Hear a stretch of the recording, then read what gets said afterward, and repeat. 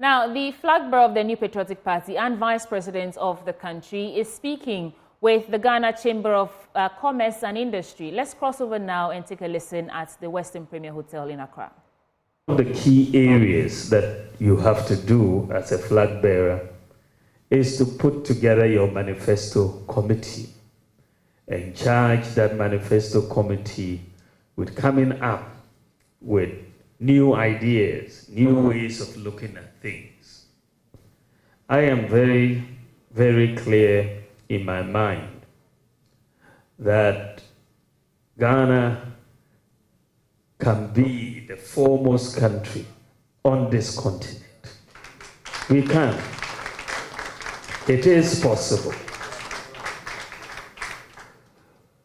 When you look at the role of the private sector, it is very, very clear, and philosophically, I'm very, very much aligned to the private sector.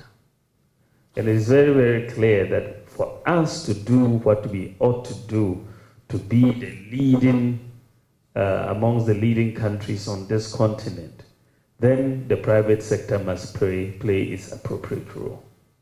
And so I am very clear that we need to look at what is working and what is not working and make the necessary changes to bring in efficiency, bring in competitiveness.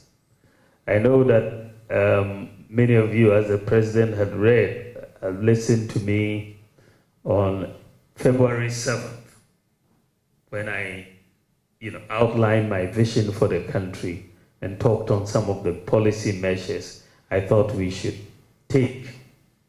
I think that it is very important that we become a very business-friendly country. It is very important that we become a very tax-competitive country.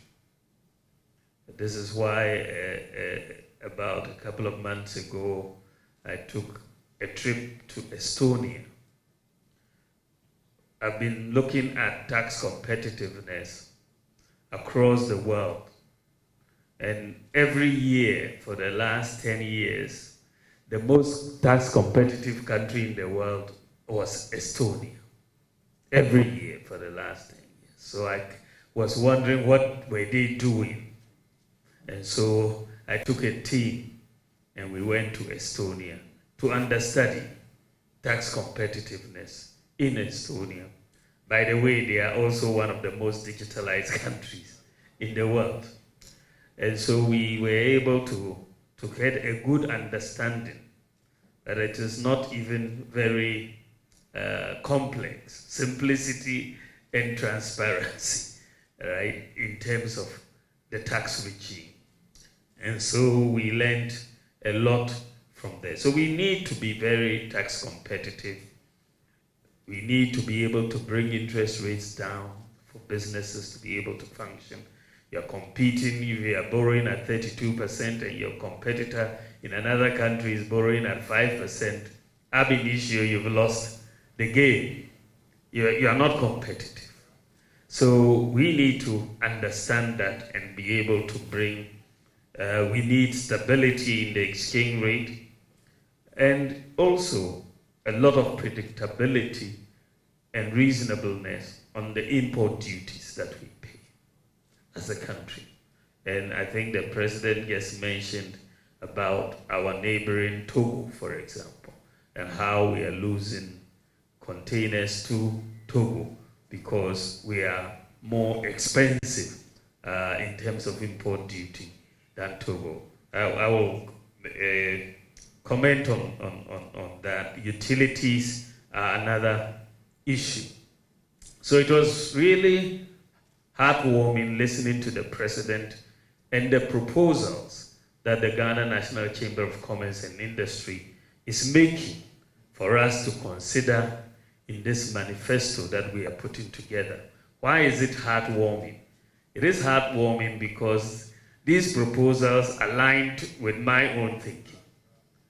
They align with my own thinking.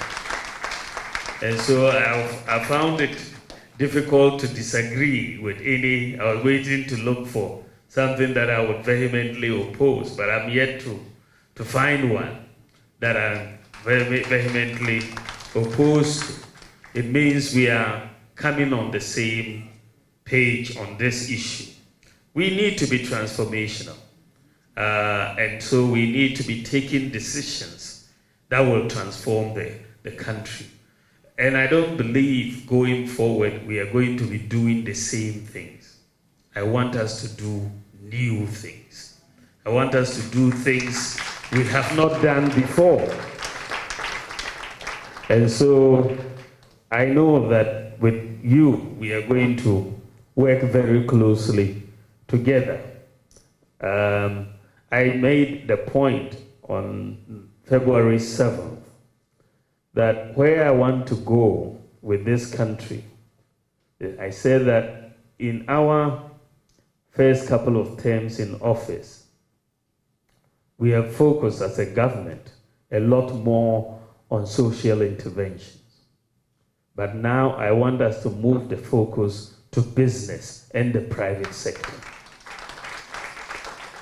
And that is where I have some ideas, and I would speak to some of them once I hear some more from you, because I know that you have some remarks you want to make, and so I don't want to anticipate some of those remarks. I want to, since I'm here to listen and to take notes, and for my team to take notes, we'll listen to you, and then I will share with you some of the policies that I am, by the grace of God, going to be implementing in January 2025.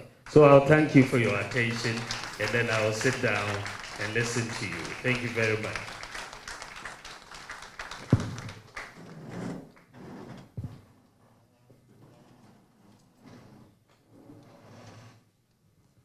Thank you very much, Your Excellency, the Vice President. Please let's put our hands together for him.